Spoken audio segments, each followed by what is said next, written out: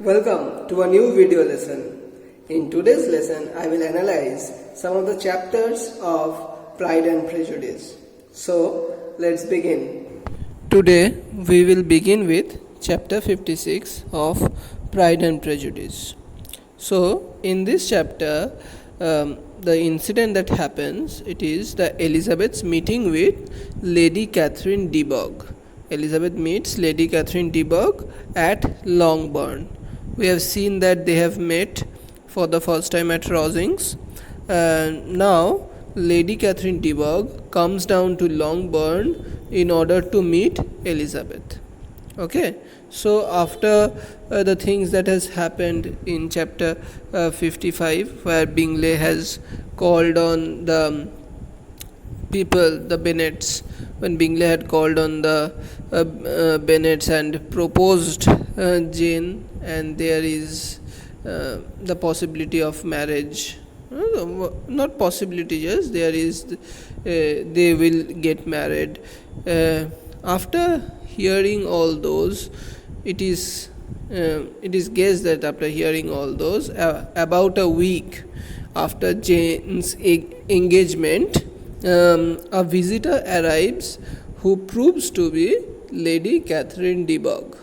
Okay, the Bennets are greatly astonished as Lady Catherine enters the room with an air more than usually ungracious. Okay, she greets Elizabeth coldly and, sitting down, makes a few remarks about the smallness of the Bennets' property. She declines all offers of refreshment and asks Elizabeth to walk on the lawn with her. Okay, so there must be some intention behind her visit, and this intention would be revealed within a few minutes. Okay, so they walk along the lawn. When they are alone, Lady Catherine tells Elizabeth that she has come because she has heard a scandalous falsehood about Darcy being married to Elizabeth after Jane's wedding to Bingley. So, this is the reason, this is the main reason that she has come down, because as we know that she is willing to get Darcy and her daughter get married. Okay, so hearing all this, she is telling that this is a falsehood, but she could not control herself from coming in herself here to know about the situation. Okay, so what we see here is that she comes here in order to find what it is. She insists on having such a report contradicted. Okay, so Elizabeth counters her coolly and refuses to answer directly. So Elizabeth is also not commenting on anything directly. Lady Catherine tells her that she can never marry Darcy, who is engaged to the former's daughter. As I said just now, that as because Darcy is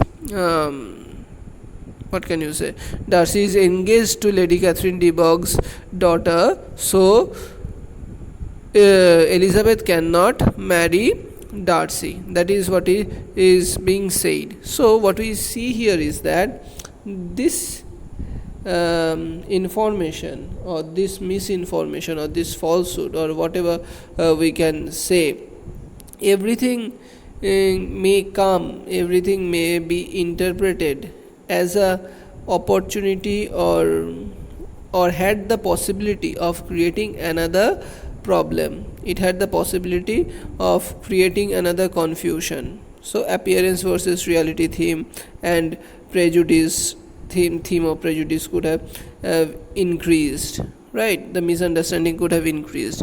But what we see that they have, especially the protagonists, Elizabeth and Darcy, had come a certain way in understanding each other, where they are not believing in other stories. in stories that are not directly informed. Moreover, what we see that this chance of misunderstanding is not produced, is not developed here. Okay, so what we see here is that she insists that such reports should be contradicted and everything, but Elizabeth refuses to say anything directly. Lady Catherine tells her that she can never marry Darcy, the reason being her daughter is engaged with Darcy. When the girl and their union was planned by the mothers when the girls were in their cradles. Okay, so what you see here is that the logic behind or the statement that Darcy and Lady Catherine de Bourgh's daughter is engaged is totally baseless, because it was decided by the mothers when those girls were in their cradles, that is when Lady Catherine de Bourgh was in a cradle and Darcy's mother was in a cradle. So those things are said in childhood fantasy, childhood playthings, right? Those things are easily said in those circumstances. So what we see here is that those things are not should not be taken seriously, right? But what we see here is that Elizabeth's on Lady Catherine de Bourgh's part, she has taken it to be a serious one, and she is now implying that in order to hinder the path of Elizabeth. Okay, Elizabeth argues with Lady Catherine that there is no reason why Darcy should not make his own choice. So what we see here is that Elizabeth is acting as a rational person. She is saying that this would not be an outcome. This marriage should not be an outcome of the mother's decision, because Darcy, being an independent, mature person, he has the full right to decide. He has a full right to choose who should be his wife. Lady Catherine is becoming angry. She becomes angry and asks Elizabeth to promise that she will never become engaged to Darcy.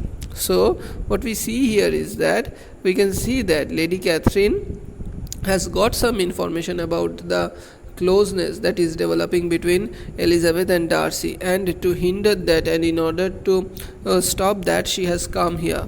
Okay, she is trying to secure her daughter's future, and she is able to understand the bonding that is developing between Darcy and Elizabeth. Clear? And so she is demanding a promise out of Elizabeth. Elizabeth refuses that. Lady Catherine, after rallying at Elizabeth and being insulting about Lydia's marriage, is asked by Elizabeth to excuse her. Lady Catherine is seriously displeased, and then she departs. Okay, so if we look into this chapter, we see that Lady Catherine's arguments are based on consideration of family and social status. She desires the engagement of her daughter with Darcy merely because she sees it as a marriage between families of equal status. Right? For her, there is no place for impulsive desires of any individual.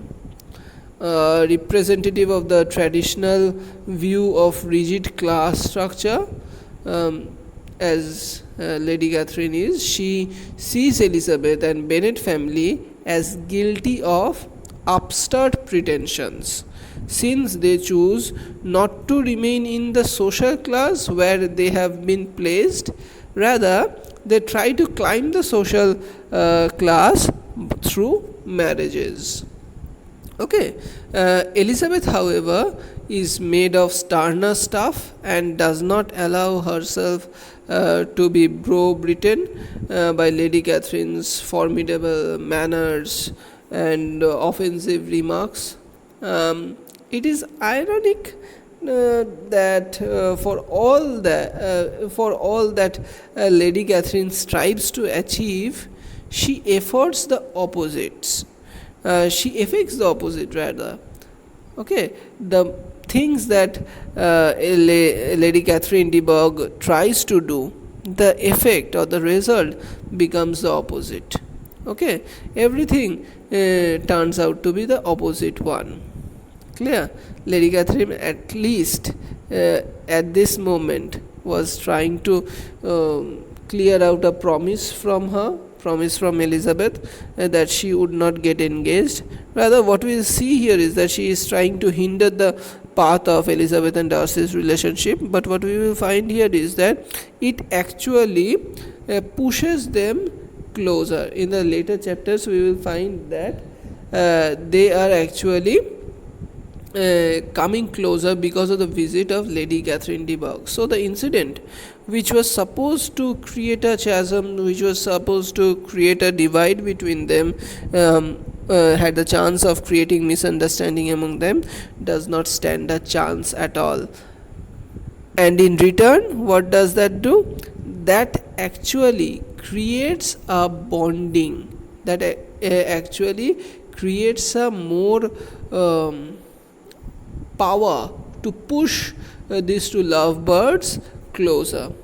Okay, she comes to meet Elizabeth to prevent Darcy and her coming together. But when Darcy hears the spirited manner in which Elizabeth has faced Lady Catherine, he realizes that Elizabeth loves him, and he returns to make the marriage proposal. Okay, so what we see here is that Elizabeth's last interview with Lady Catherine is a tribute to her spirited nature and ready wit. She gives a most brilliant though polite retorts to the foolish lady. If the other does not know her place even after the interview, it is not Elizabeth's fault, because she has made it clearly visible her position. She might be in a position, in a social class where she does not belong there, because the standards that she has, the quality that she has of her character, the quality of her character that she has is beyond that class. Okay, if the character can be positioned according to classes. Okay, so what we see here is that the character cannot be placed within a class. It cannot be defined or constricted or confined within a class structure. Clear? We move on to chapter 7. In chapter 7, the next morning, Elizabeth's father asks her to come into the library and tells her that he has had a letter from Mr. Collins, who hints that Elizabeth will not be a Bennet much longer. He goes on to say that Lady Catherine does not view the match with a friendly eye. Mr. Bennet is mystified at this communication and amused by it, as he considers Darcy has never looked at Elizabeth in his life. Elizabeth pretends to be uninterested in that. So Elizabeth, for all her spirited stand against Lady Catherine, is personally confused. Okay, she does not know whether Darcy loves her still. She fears too that his notions of dignity will make him consider his own dignity and family position before marrying a girl from a lower class or not. But neither can she fault him if he does so. Okay, so what we see here is that Elizabeth is actually becoming understanding. She is understanding the social structure. Yet she is hurt that even her father can ridicule the idea of Darcy ever loving her. So, what we see here is that the possibility of marriage is still hanging, but it won't hang for long.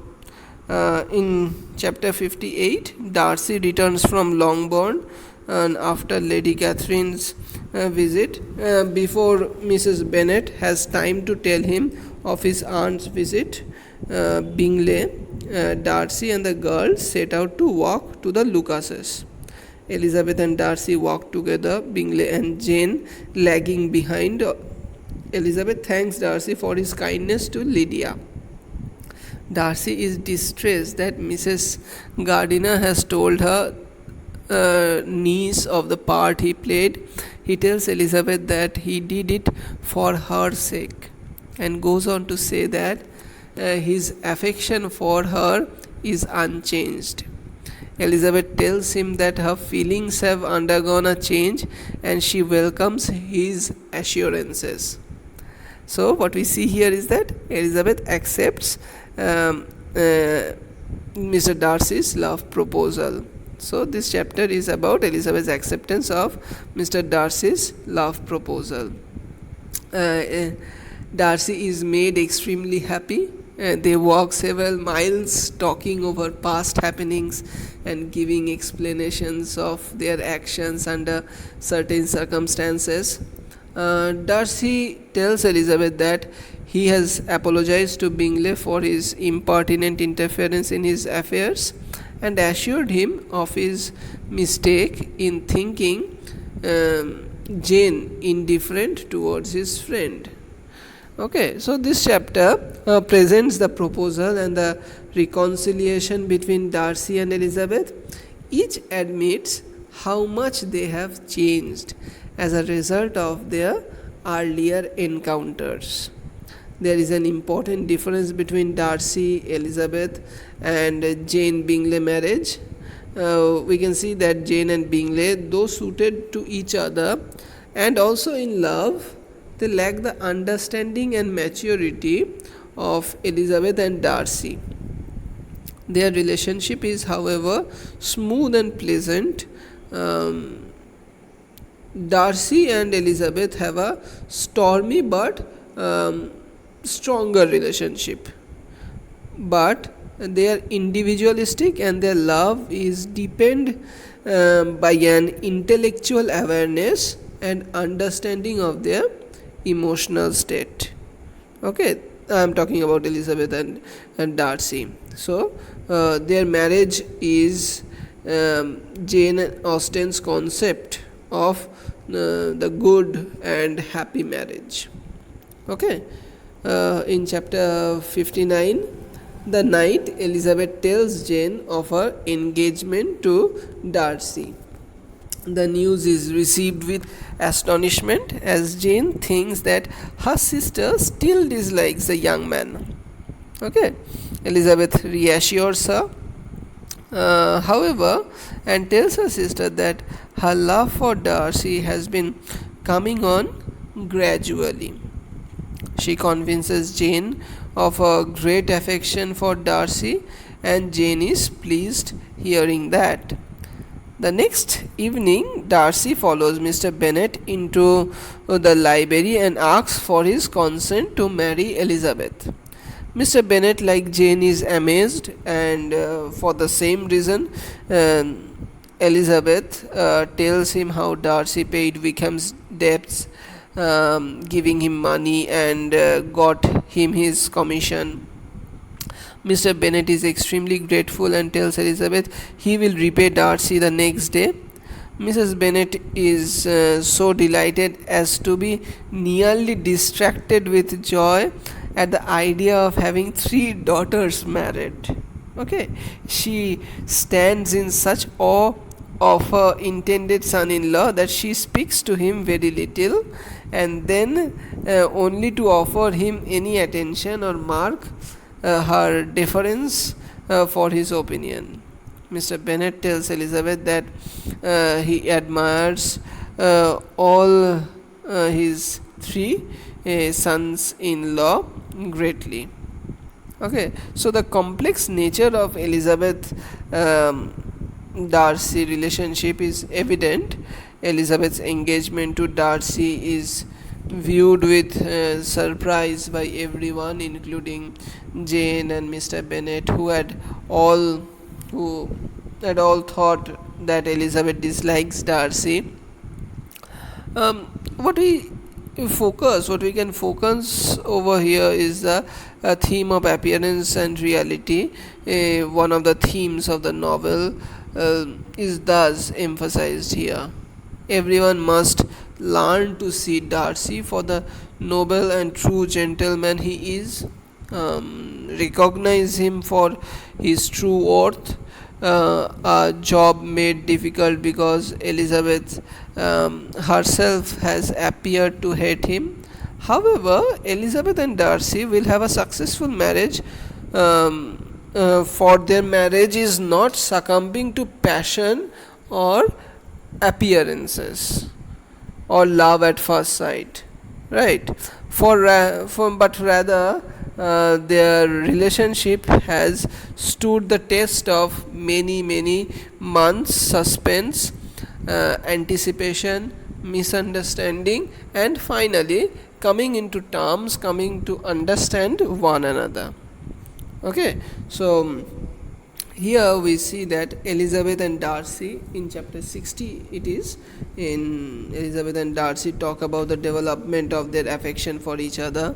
Elizabeth writes to Mr. Gardiner with the news of a betrothal, and Darcy likewise writes to Lady Catherine. Mr. Bennet writes a short note to Mr. Collins telling him to console Lady Catherine as Elizabeth is soon to marry Darcy. Miss Bingley pretends to be pleased at her brother's engagement and writes thus to Jane, who is not deceived. Okay, Miss Darcy is sincerely happy at the match between Elizabeth and her brother and sends Elizabeth a loving letter of welcome. The Collinses suddenly arrive at Lucas Lodge to get away from Lady Catherine until the storm of her wrath at her nephew's engagement has blown over. Totally unlike romantic fiction of the present day, Jane Austen has her lovers indulge in long discussion on love and the development of the affection for each other.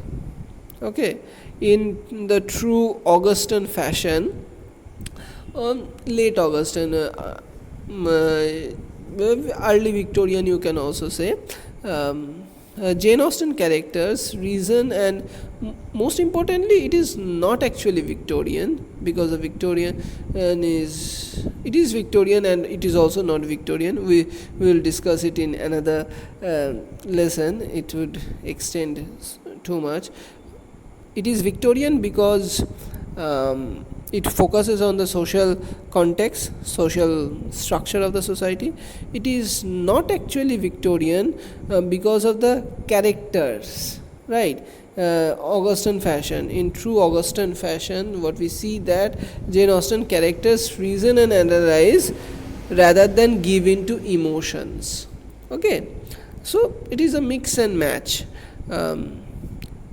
What we see here is that a touch of humor is added when the Collinses arrive to escape Lady Catherine's wrath. Caroline Bingley is as hypocritical as ever when she writes the letter to Jane. Fortunately, Jane is not mistaken in this time. She understands what it actually means and what the intentions are. The last chapter of this story, the last chapter of this novel, where Jane and Elizabeth are safely married. Mr. Bingley and Jane remain at Netherfield for only a year.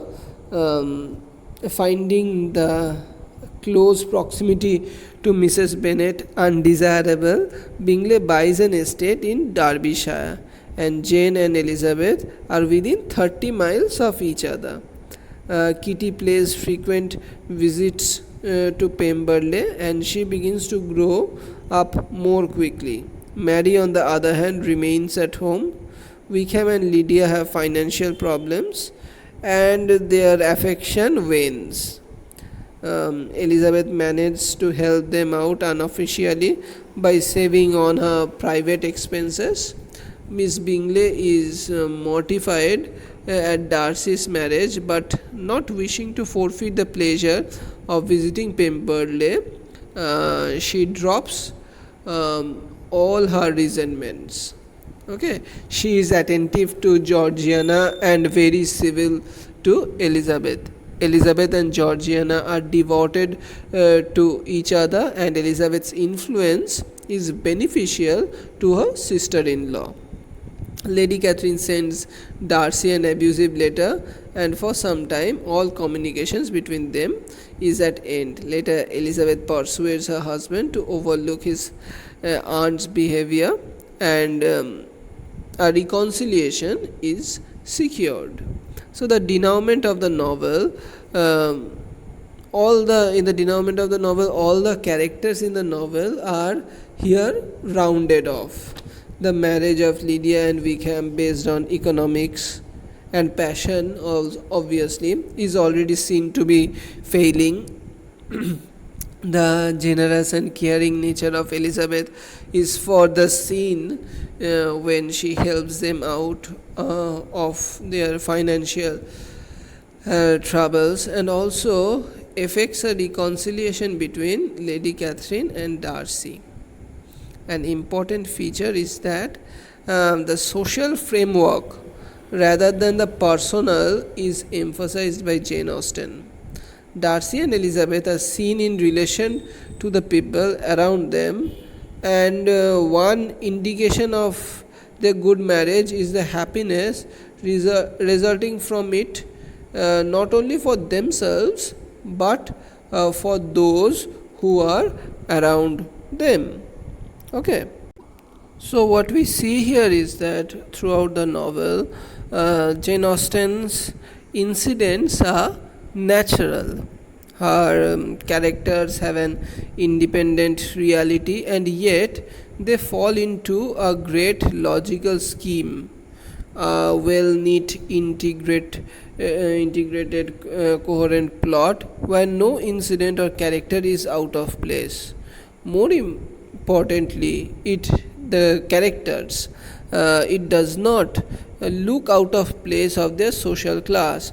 They are characters where they have the independent reality, whereas they also depict the social condition, the social class of those times. Okay, so in spite of such a calculated composition of the characters of Pride and Prejudice, and indeed of other novels, gives such a sense of spontaneous life the readers get from the play of Chekhov, as if they are reading Chekhov.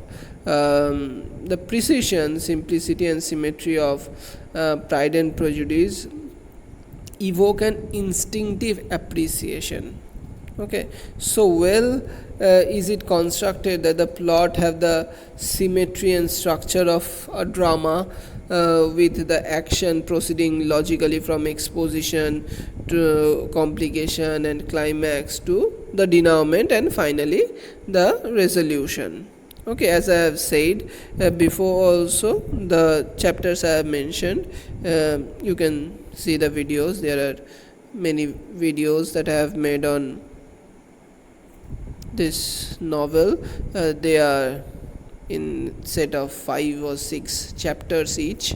So what we see here is that this structure of the plot structure of the novel replicates the structure of a drama, where it logically moves from exposition to complication and climax to denouement and finally getting the resolution. Jane Austen uses the dramatic narrative mode and irony so effectively to build her complex plot, that it would not be amiss to say that she is a most perfect dramatist who never wrote a play. Okay, so here I end this lesson on Pride and Prejudice. Thank you for listening.